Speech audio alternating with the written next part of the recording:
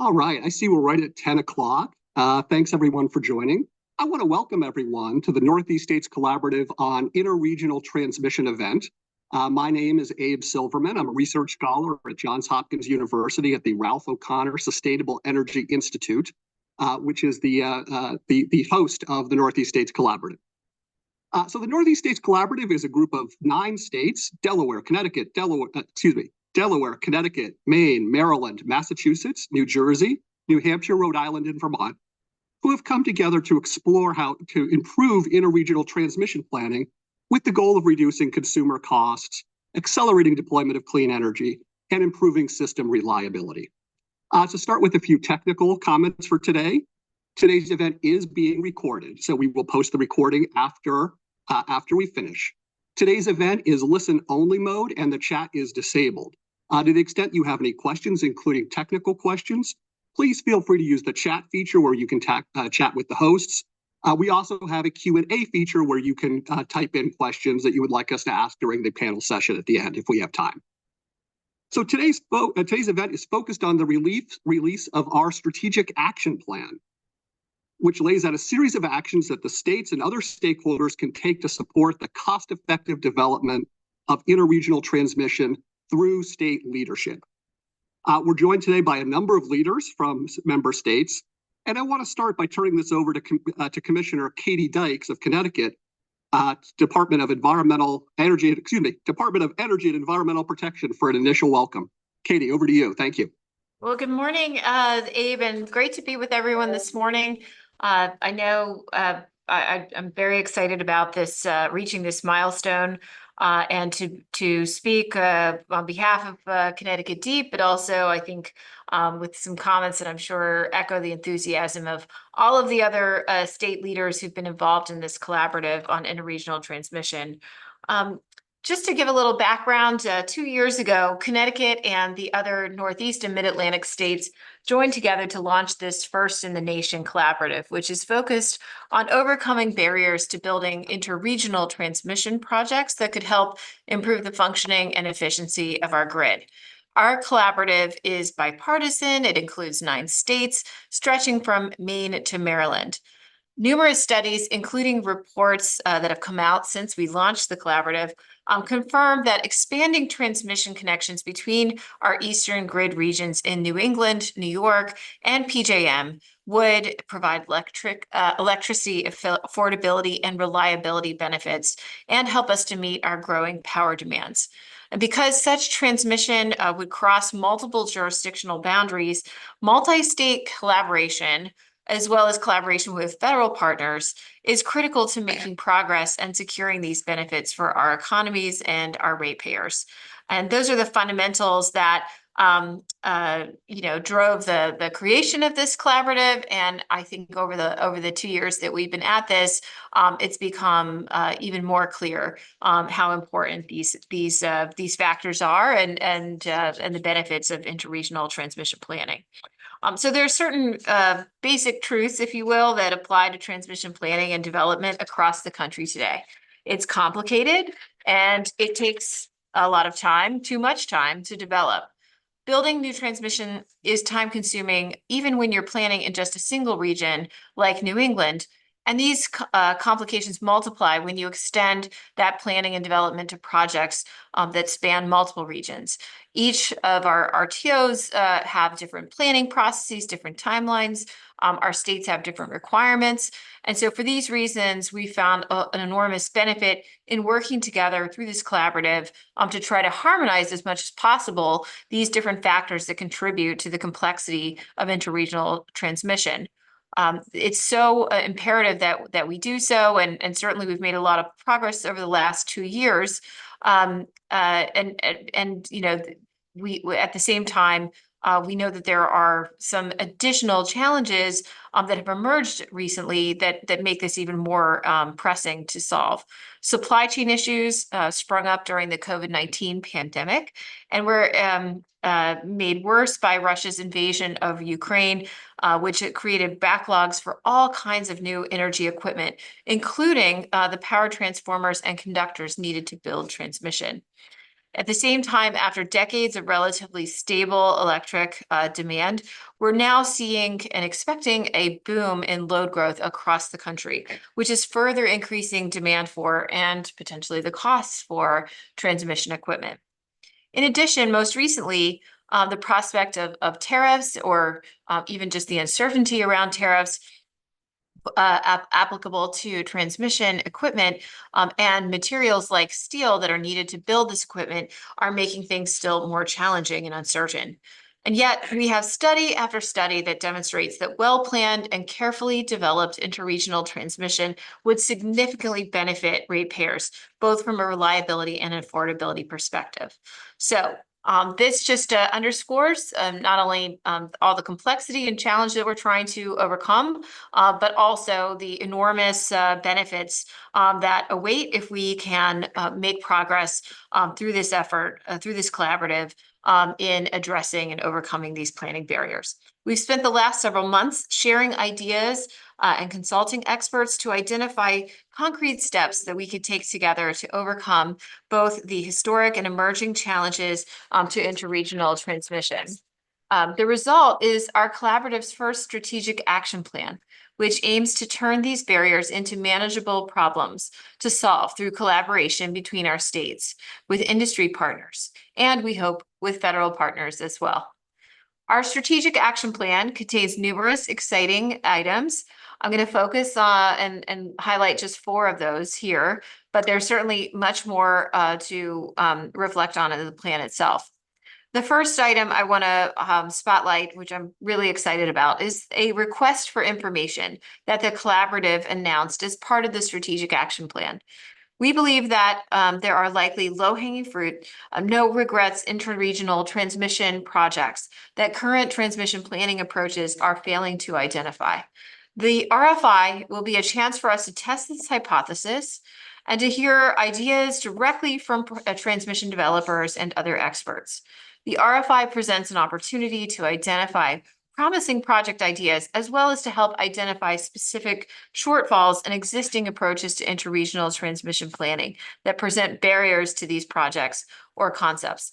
And I'm really I want to underscore for everyone joining today how our success in this collaborative really depends on robust participation and those who have ideas and concepts really feeling comfortable and welcomed and encouraged to submit those into this RFI.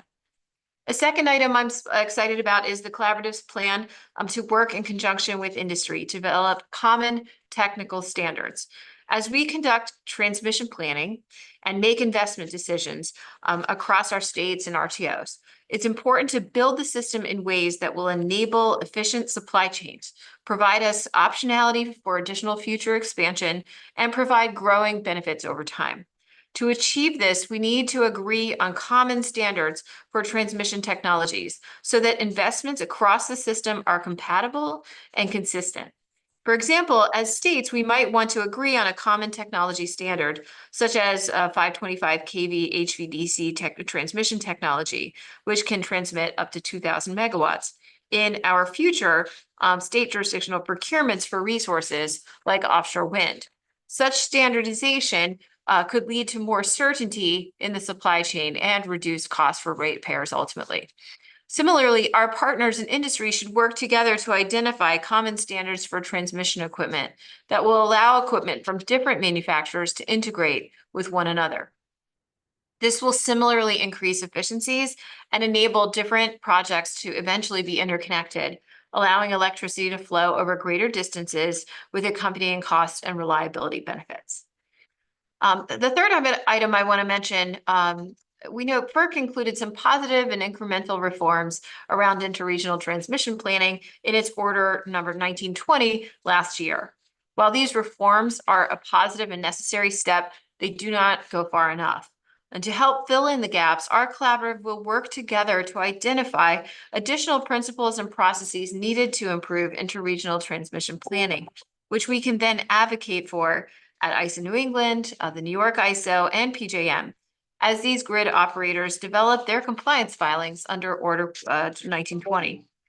Each grid operator will submit its own compliance filing to FERC, But the more that we can align as states in these to influence these filings to be more compatible with one another on interregional transmission, the more efficient the process and our grid will be in the long term. Fourth, supply chains. These days, the response to almost any question about our long-term energy plans to build any kind of new energy infrastructure has to be caveated with the phrase, to the extent the supply chain allows. While we are not yet committing through the collaborative to any specific equipment purchase plans, our strategic action plan recognizes that there might be a role for our group of states working together to pool our buying power to help address supply chain issues facing transmission.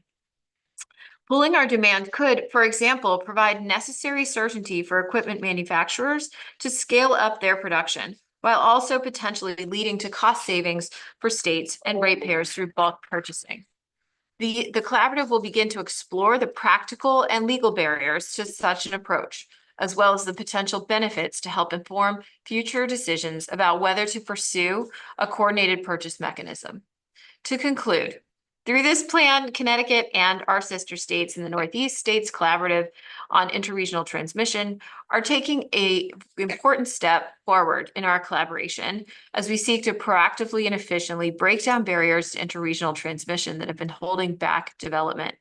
Many of these solutions will take some time to work through because they also involve other processes and stakeholders, such as regional grid operators, NERC, FERC, and in some cases, state or federal legislative action may be necessary to implement. But now is the time to be working on these processes. We're working on them with urgency, and I'm just so grateful as a state leader that so many of our sister states have been prioritizing this action. Clearly this work needs to move forward expeditiously. It's going to demonstrate a lot of value. And in sharing the strategic action plan, we see this as a call to action, not just for the states in the collaborative, but hopefully that we will see other industry partners, RTO partners, utilities, and our federal partners as well, getting excited about the direction that we're charting, and we encourage others to join in our effort. As reflected in the collaborative's membership, reducing barriers to interregional transmission to improve reliability and lower costs for our ratepayers is and should be a durable and bipartisan issue. And so with that, we're just really excited to move ahead. And I want to say a special thank you to Abe and to all the staff who've been working so hard on this over the last couple of years. This is truly an exciting milestone, and I'm just personally honored to be a part of it. So I'll pass back to you, Abe. Great. Thank you very much, Commissioner Dykes. I very much appreciate that on behalf of all of our staff here. So speaking of staff, I'm now going to turn it over to Joe DeLosa of the Brattle Group. Joe and I have actually been working on offshore wind transmission since our days together back at the New Jersey Board of Public Utilities. So it's great. I can think of no better person to be providing us some context about what's actually in the strategic action plan, as well as some of the opportunities and benefits that are on the table if we do long-term transmission planning better. So with no further ado, Joe, I'll turn it over to you. Thank you so much, Abe. Can you first confirm that you can see my slides okay? We can. Yes, thank you. Very good. Thank you so much, Abe. Thanks for that intro, and thanks to Commissioner Dykes and to all the collaborative members for the opportunity this morning to offer a brief summary of the strategic action plan, which I know we're all excited about. This morning, in terms of contents for the next 15 minutes or so, I'll first provide a high-level overview of the action steps included in the plan. We'll then discuss briefly some of the gaps identified in the current interregional transmission planning process and the initial steps that the collaborative plans to take to address this gap. And then finally, we'll wrap up with a review of the other short and midterm action items, as well as the challenges that these items are intended to address, including building slightly more detail on some of the highlighted items that Commissioner Dykes has just mentioned. So in light of the collaborative's goal, as Abe and Commissioner Dykes mentioned, of lowering customer costs while improving reliability, the action plan focuses on an integrated set of near and midterm items, as seen on the slide here. At the highest level, these steps are intended to reduce barriers to efficient interregional planning and improve the regulatory landscape for future coordinated regional efforts. The near-term items on the left are intended to be addressed within the next year, with the midterm items intended to provide a pathway for the collaborative to continue pursuing these efforts over the next several years. So instead of me reading them off the slides, we'll dive into the action plan steps in slightly more detail here. The very first short-term action plan item, and the one highlighted, I think, most by Commissioner Dykes, has been motivated by the challenges associated with interregional transmission planning and coordination efforts to date, particularly in the Northeast and Mid-Atlantic region of the collaborative. Over the past few years, these challenges have largely prevented any meaningful interregional transmission from being developed. Though against this backdrop, a large and growing number of studies, including DOE, NERC, national labs, MIT, as well as industry, continue to show the significant benefits associated with additional interregional transmission. Given the commonalities in the findings of the various studies, we have estimated a series of what we call low regrets interregional transmission needs. For those of you who are wondering what low regrets might mean, it is an amount of increased transfer capability between regions that's commonly shown as beneficial across a wide range of studies. In this action plan, we have identified low regrets needs by 2035 in the navy blue diamond on the right. That is between New York and PJM of 2 gigawatts of low regrets needs, and between New York and New England, 1.7 gigawatts by 2030. One of the reasons we characterize these as low regrets is because, as you can also see on the right side of the chart, the effective and efficient interregional needs could be much higher when accounting either for decarbonization, high decarbonization outcomes, or high load outcomes. Studies have also identified the benefits of a stronger interconnection with Canada, with several studies supporting a low regrets needs of 10 gigawatts by 2050. However, even in light of these widely identified needs, no process currently exists for a group of states spanning different transmission planning regions to take the various steps necessary to identify and then evaluate, select, and ultimately agree to share the cost of beneficial interregional transmission projects so they can be developed. So addressing this gap in interregional planning is one of the key priorities of the action plan, and it's therefore where we begin with the action items. Our near-term action plan item A is addressing the current gaps in interregional planning and coordination that we just mentioned. The plan sets out 2 immediate near-term steps for states to take to step up and fill this void while pursuing cost-saving opportunities of interregional transmission. First, the plan recommends that the collaborative take a leading role in identifying candidate interregional project designs. This is the RFI that Commissioner Dykes mentioned. This RFI would seek specific project designs that can satisfy the identified low regrets needs that I just mentioned in the previous slide. We anticipate the RFI may focus on projects that are relatively less complex to develop. These are projects we refer to as low-hanging fruit sometimes. These projects may have either already accomplished some of the necessary initial development milestones, or projects that simultaneously address several needs, including, for instance, the refurbishment needs of aging transmission assets, while simultaneously expanding interregional transfer capability. And then moving to the bottom portion of the slide, for any project that is identified through the RFI, ultimately to proceed, the states would need to agree on the allocation of interregional project costs, which is not an easy exercise. The plan recommends that the collaborative develop an initial cost allocation framework, and seek comment and feedback on that framework from stakeholders. Ultimately, given our experience, a workable and durable cost allocation approach will be sufficiently flexible to adapt to various types of potential transmission projects while not being overly restrictive or formulaic.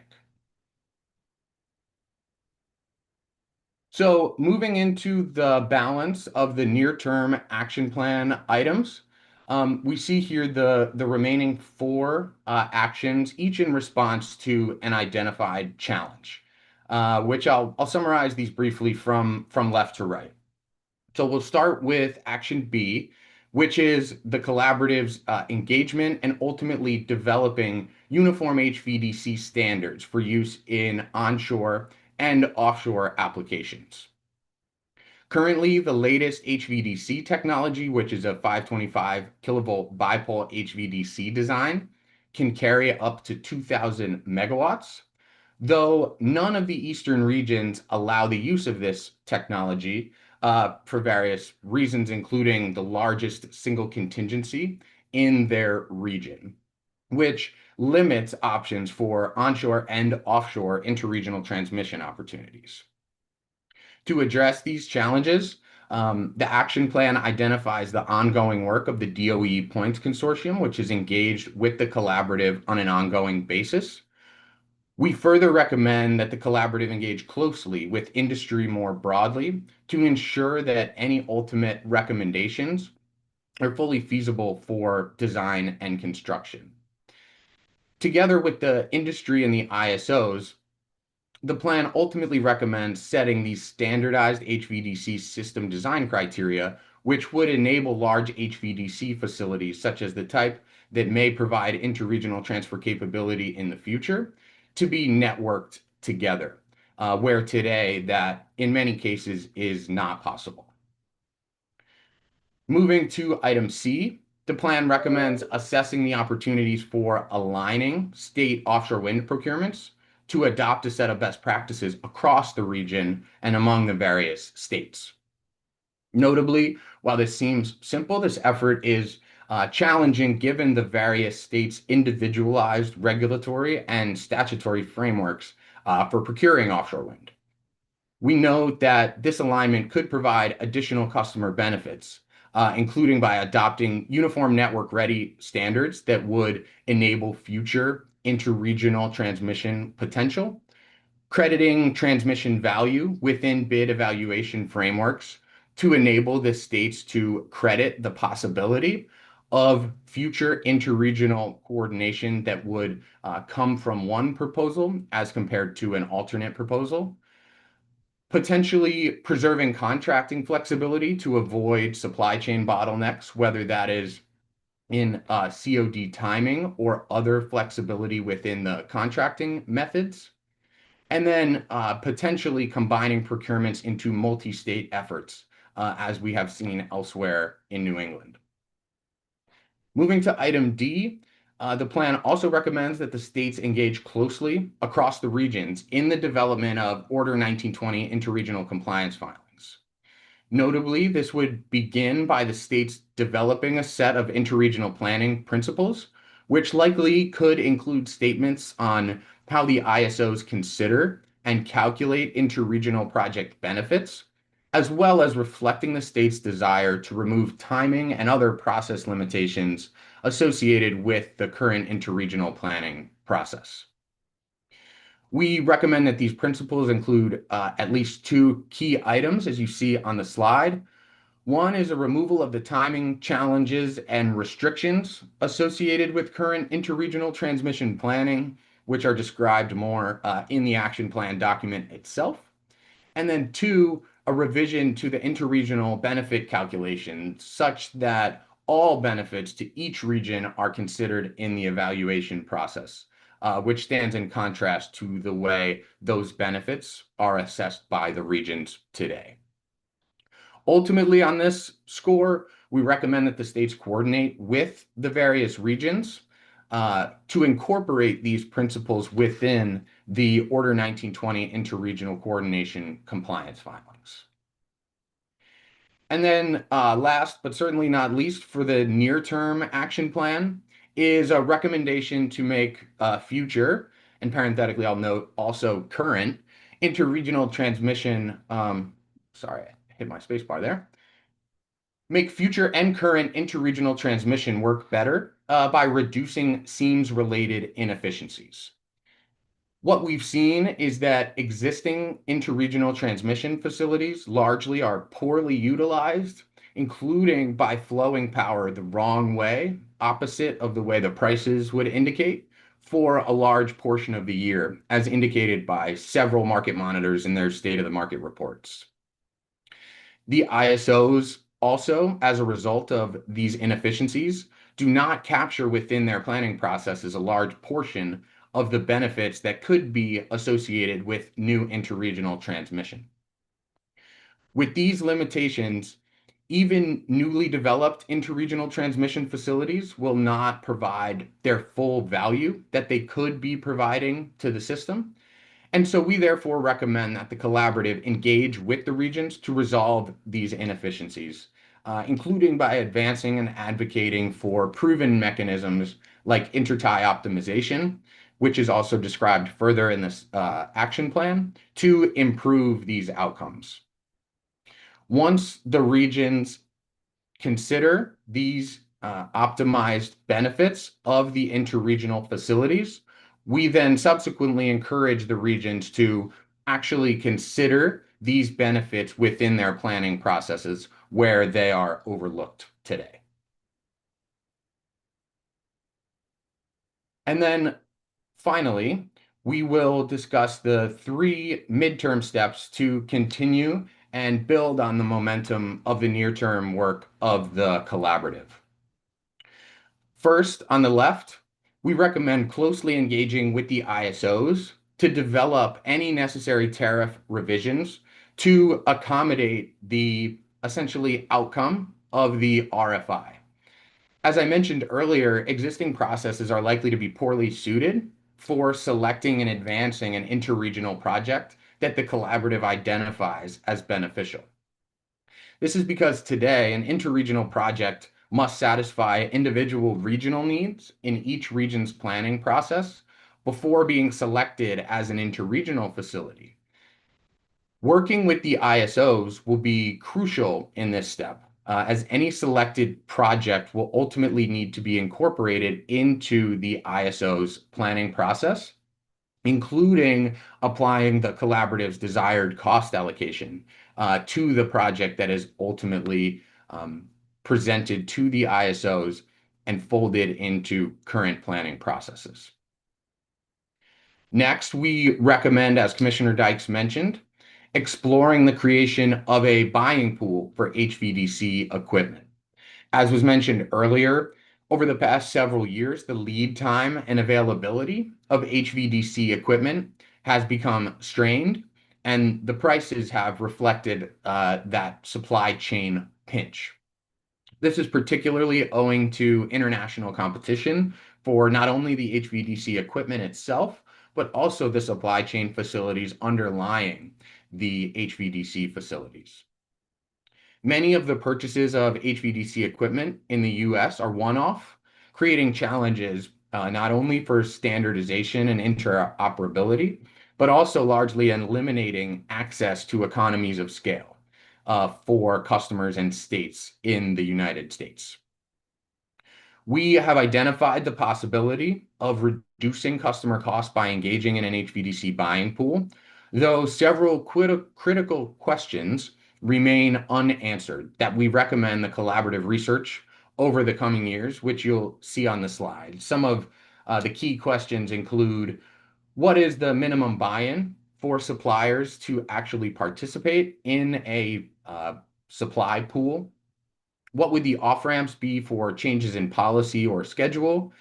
How much capital would need to be put at risk? And ultimately, how to account for technological evolution as technology evolves over time. And our final recommendation is that the collaborative explore the necessary steps to enable the transition from offshore generator lead lines to network facilities.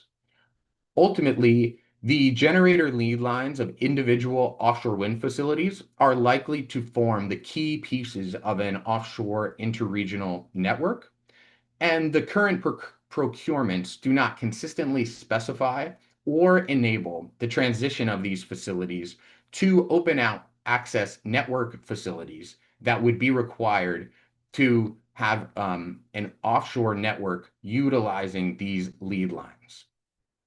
For this to occur, the collaborative would need to explore the regulatory mechanisms available to enable this transfer, which leads us to our recommendation, which is that the collaborative first review and evaluate mechanisms that have been developed for similar goals, including California's subscriber participating transmission owner model, which is linked on the slides and in the strategic action plan. And then finally, lead a discussion or set of discussions with FERC staff to ensure that the ultimate pathway for this conversion from lead lines to network facilities is consistent with open access precedent.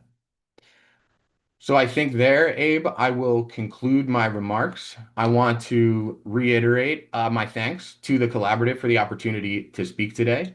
And back to you, Abe. Wonderful. Thank you, Joe, very much. That was really excellent. So now I'm going to turn it over to Sue Glass, who I think many of you know. Sue has been working on these issues for a number of years, both from a utility perspective, a consultant perspective, and most recently as the head of PJM's public policy transmission planning process. So Sue has been an integral part of the Northeast States Collaborative, basically from day one, and brings her engineering expertise to temper my lawyer impulses. So Sue, I'll go ahead and turn it over to you to lead our panel for the rest of the hour. Okay, thanks, Abe, and thank you for that great introduction. But what I really want to highlight is not myself, but really our state representatives who are representing the Northeast State Collaborative to come on this panel and talk a little bit about how the strategic action plan works with achieving their clean energy goals and complements the work that they are doing. So I'd like to first introduce who our panelists are in no particular order. I'll start with, we have John Berneker, who is the director of the Transmission Center of Excellence with NYSERDA. In that organization serves as a resource for transmission and interconnection transmission related issues across the NYSERDA's various different programs. We also have with us Kara Lawrence, who is a senior policy advisor for the state of New Jersey. She is an earth and environmental scientist that brings a lot of expertise with climate and other ocean sciences, and she has been with the NJBPU I think a couple of years now, supporting the offshore wind transmission efforts. And finally, we have Jason Marshall, who is the Deputy Secretary and Special Counsel at the Massachusetts Executive Office of Energy and Environmental Affairs. And I will note that Jason has been highly instrumental in the initial forming of the Northeast States Collaborative. So thank you all for joining us on this panel. And what I'd like to do is I'm going to prompt a few questions, and whoever wants to join in first. If not, I'll randomly prompt you to talk. So first question. We just heard an awful lot about the strategic action plan. There are a lot of different aspects to it, obviously all around transmission. And so specifically, what I'd like to ask is, how do you view transmission as an enabling factor to your state energy policies? And how is this action plan influencing your thinking about transmission planning? I'll jump in first. I have a lingering fear of the Socratic method, Sue. So before you start calling on us, and let me just first say that I am really, and we are really excited about this strategic action plan, which is a roadmap to guide this first of a kind partnership among states It's really great to be here with John and Kira, and more broadly to join with the other 8 states from 3 planning regions who are involved in this effort. And before I get to your questions too, I do really want to thank you and Abe and the Hopkins team for your assistance and support in facilitating our group. And we wouldn't be here without you all. Also, a big thanks, of course, to the Brattle team for helping this collaborative translate a vision for interregional partnership into an action plan. And finally, I want to also thank the U.S. Department of Energy and our 3 regions grid operators, ISO New England, New York ISO, and PJM for their close engagement on this collaborative since the MOU. So that was a really long wind up to your question, but I'll respond by saying yes, and an emphatic yes, that transmission is absolutely key to achieving state policies. It's critical to interconnecting new resources to the power grid, to increasing competition among resources that can lead to lower energy prices for consumers, and to enhancing system reliability. I mean, look, Massachusetts doesn't exist on an energy island. The broader New England region doesn't, no region does. And we really are interested in exploring how greater interconnectivity between regions can help to lower prices, and how we might be better positioned to provide support to each other during periods of system stress. On that last point, it's not just academic. If you tuned into FERC's last open meeting earlier this month, there was a joint FERC staff and NERC report presented to the commission that discussed system performance during the January Arctic events that happened earlier this year. And in response to a question from Commissioner Rosner, staff pointed to a slide that illustrated how interregional transfer capability helped regions support each other in late January during those very same stressed system conditions. You know, our grid operators do a great job of keeping the lights on, and we want to support them.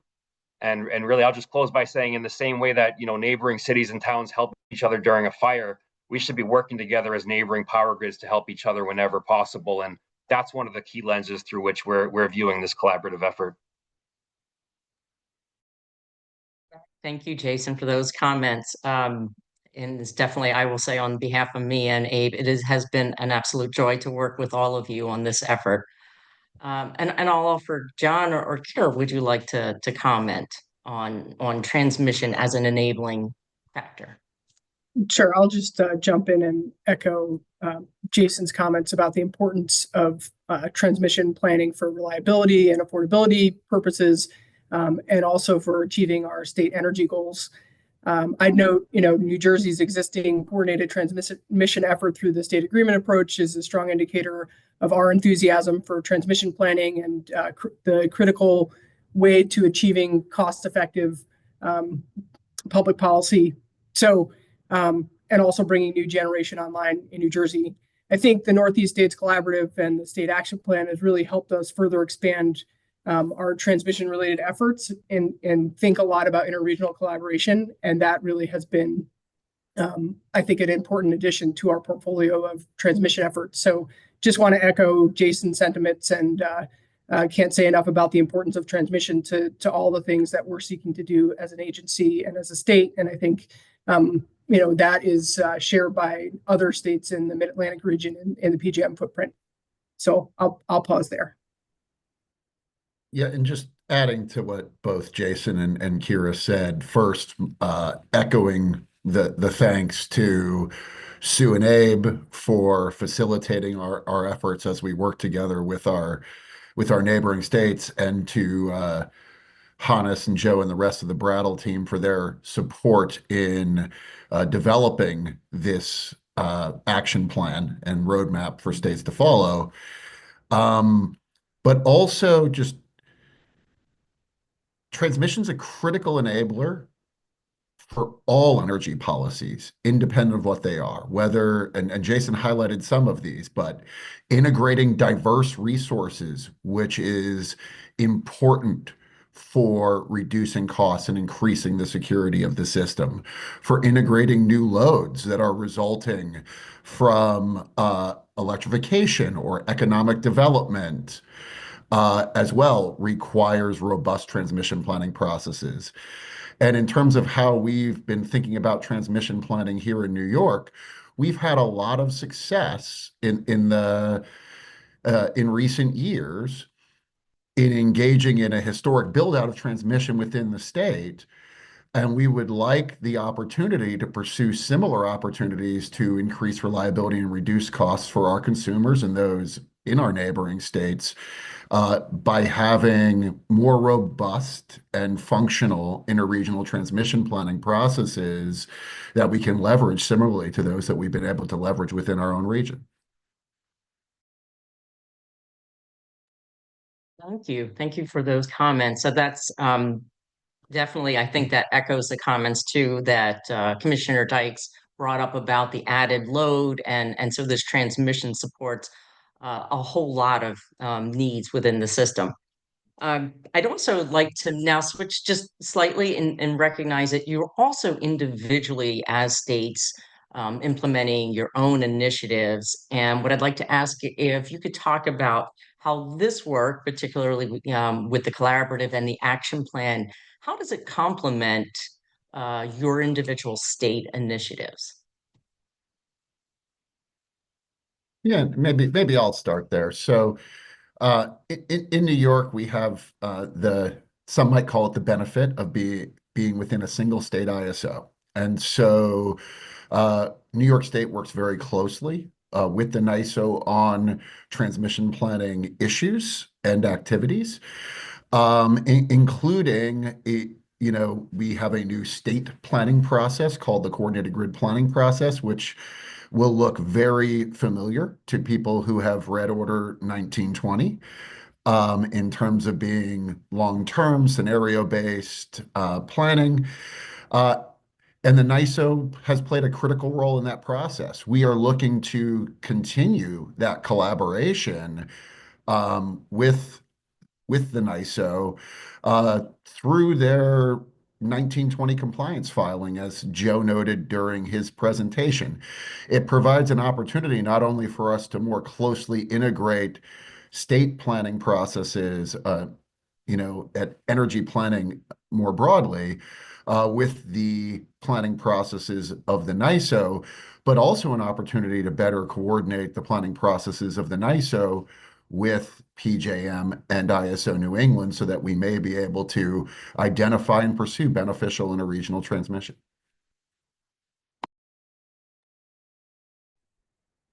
I'll just note that, as multiple speakers have talked about, we're in the midst of this 1920 effort in each of the different regions, and our team here in New Jersey is quite heavily involved in that effort in the PJM footprint.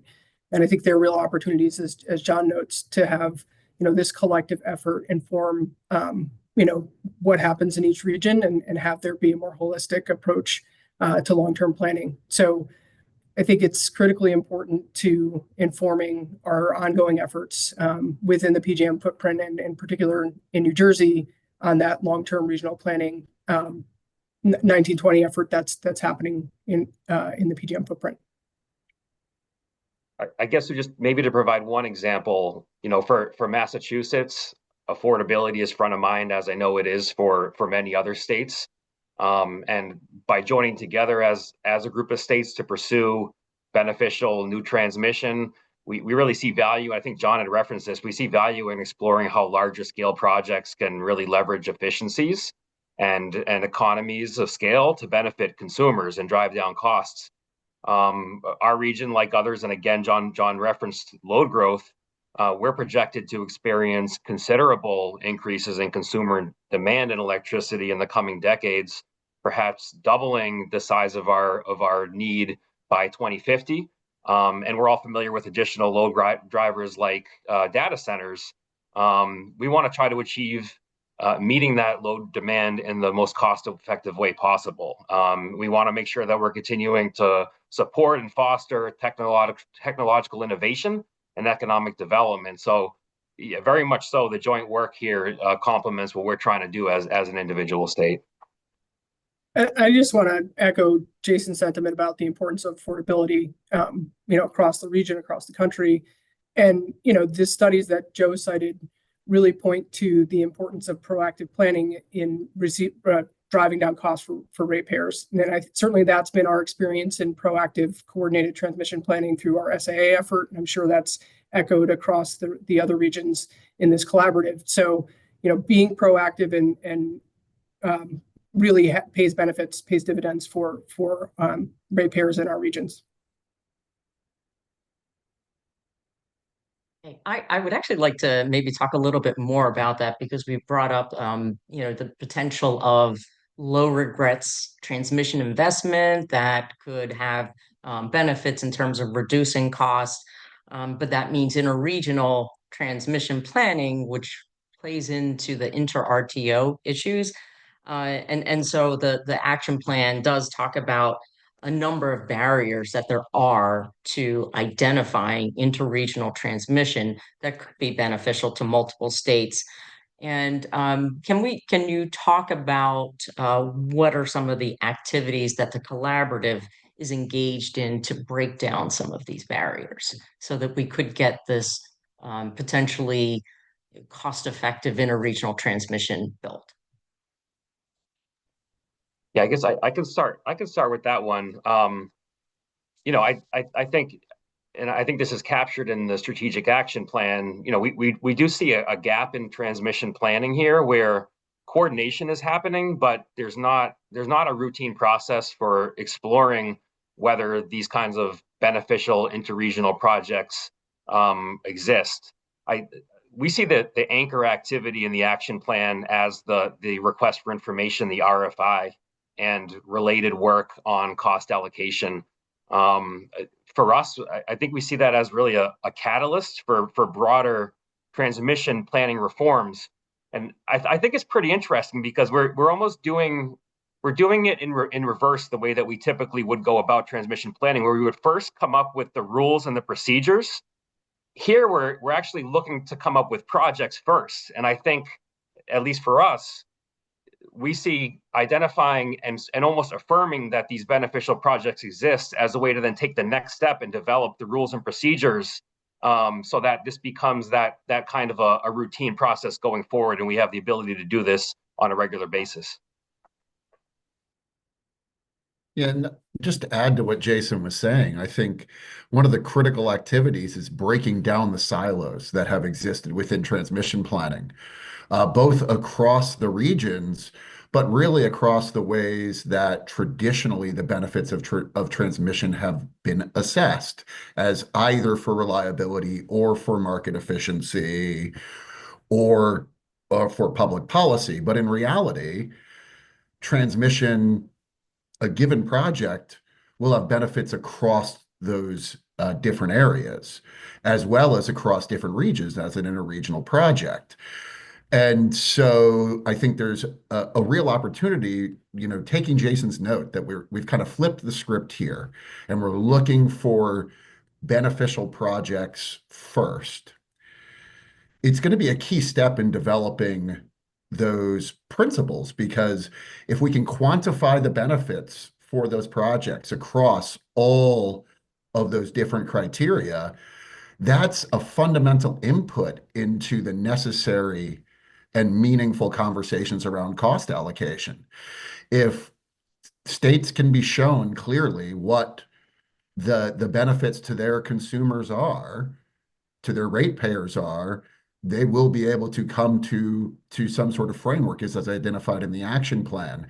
But it's challenging to have those conversations in the absence of looking at that full suite of benefits, and having something for us to use sort of as a test case as we develop these processes.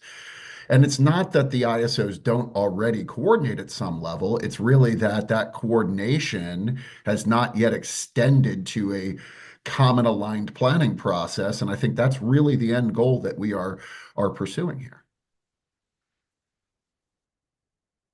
I'll just add that, I agree with John and Jason's remarks there. Just add that, we have had a number of conversations with John and his colleagues in New York about, opportunities to potentially align our transmission efforts. And just speaking to the fact that there's a misalignment in the regional planning cycles across different regions, right? Which sounds like something that's solvable, but historically it hasn't been easy to solve. And so I think that the Northeast States Collaborative and this proactive effort to put out an RFI and look for projects and be able to point to tangible benefits helps us also get over some of those logistical hurdles that have been impediments to some of this regional planning.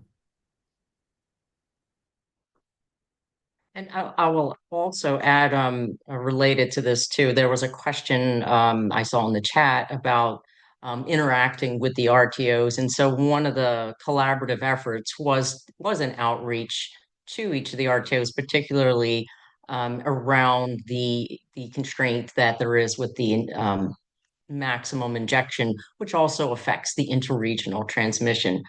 And along the lines of working together, can you talk a little bit more about the benefits of working together on this collaborative as rather than as an individual states or even within your own regions? I know we did talk about that earlier just a little bit, but I hope we could expand on that a little bit more about the benefits of the collaborative working together. I guess I can start here. I think the studies that Joe's summary highlighted really point to the benefit of addressing transmission along the seams between RTOs and ISOs, and this is directed at doing exactly that. And I think it's pretty stark if you look at those studies and the syntheses of those studies, the acute need for that kind of planning in support of the larger grid. So that, for me, stands as one of the most important things that working together will allow us to achieve. Commissioner Dykes flagged a number of other things. One of the others that I think is quite important to highlight is this effort to standardize and work on interoperability of equipment. And that's really not something any one of us can do alone, or even states within a particular region. It's better served by all of us working together. So the collaborative really offers us the platform for achieving those outcomes, which are critical not only to our individual states and our individual regions, but across the entire Eastern region. And that's a great comment too, Kara, because when you think about the interregional transmission in terms of standardization, you're also talking about potential future offshore transmission that could potentially be interlinked, which again would provide those greater benefits to all of the regions. And so this is another part of the action plan, is to be planning not just for the next year, but the next 5 years and 10 years and 20 years. I know we are getting close to the end, and what I'd like to do is at this point are there any other closing comments that John, Jason, or Kara that you would like to share with this group today about either the action plan or the collaborative?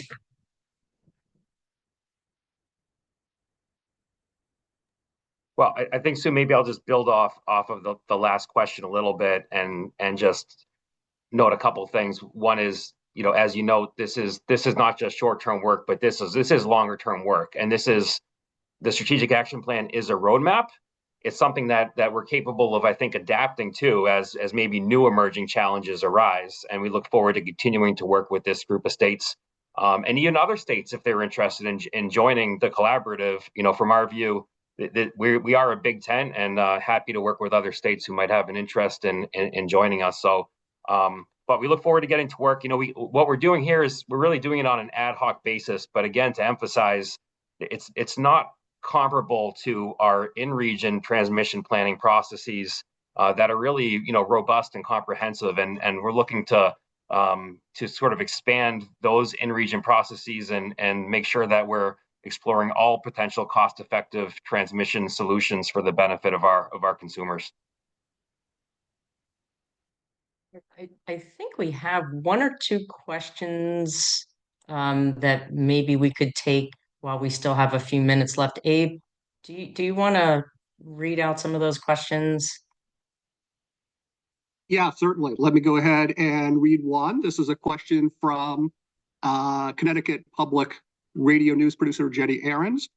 Strategic action plan appears to be focused on wind-generated power, yet the current White House opposes wind generation. How can this collaborative work to lower energy prices within this current presidential administration?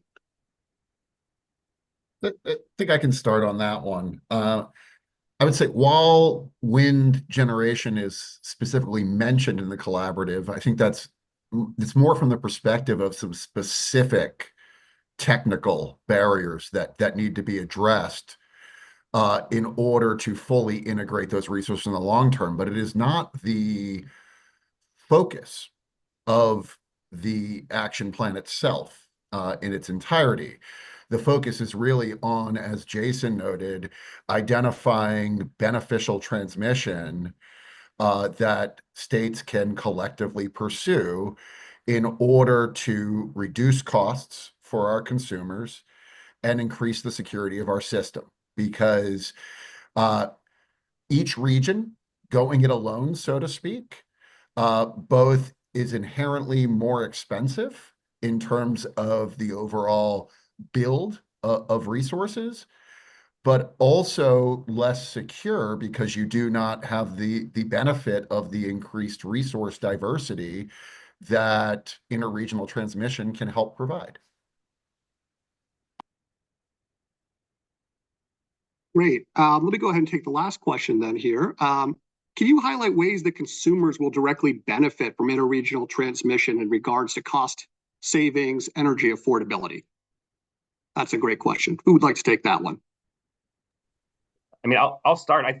For us, that's what we're trying to get to the bottom of in some ways. There's been, Commissioner Dykes noted this, study after study over several years showing illustrative potential benefits of interregional transmission to the tune of billions of dollars a year. We want to test those assumptions to some extent and get real projects and sort of test them and undertake quantitative analysis as we can to really demonstrate whether or not they are providing those consumer benefits. There's kind of an analogy within the New England region right now. There's a competitive solicitation on the street, and any project selection there is entirely focused on whether it provides consumer cost and reliability benefits. So, again, and this was highlighted through the discussion, we're looking to somewhat extend what we're doing well in region to test on an interregional level.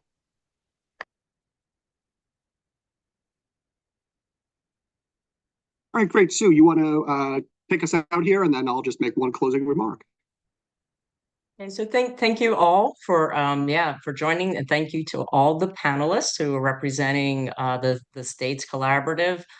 This was a great discussion about the benefits and the different actions and how this can all complement the work that you are all individually doing to enable, obviously, your clean energy policies and address affordability and also, as John mentioned, security of the grid. So I think that's everything here. So thanks, Abe. All right, great. We always try to end on time. So I just want to thank all of our panelists and all of our participants today. This has really been a wonderful discussion. And I'd also like to take a second to thank the Department of Energy, with whom, the collaborative is not just the state's collaborative, but it is with the Department of Energy as well. And we're very excited also to be working very closely with the ISOs and RTOs and really appreciate their participation to date. I'm really heartened by the number of questions we got, including people who would like to work with us. So we're very excited to have those discussions going forward. So on behalf of the Johns Hopkins University and the Ralph O'Connor Sustainable Energy Institute, we very much appreciate everyone joining today. I just want to make one last note, which is in the chat, you will see a link to our webpage where you will be able to see both the slides. We will post the video as soon as it's available, though that usually takes a couple of days, as well as a lot of other background information about the collaborative. So thank you all very much for attending today, and look forward to having future discussions with all of you.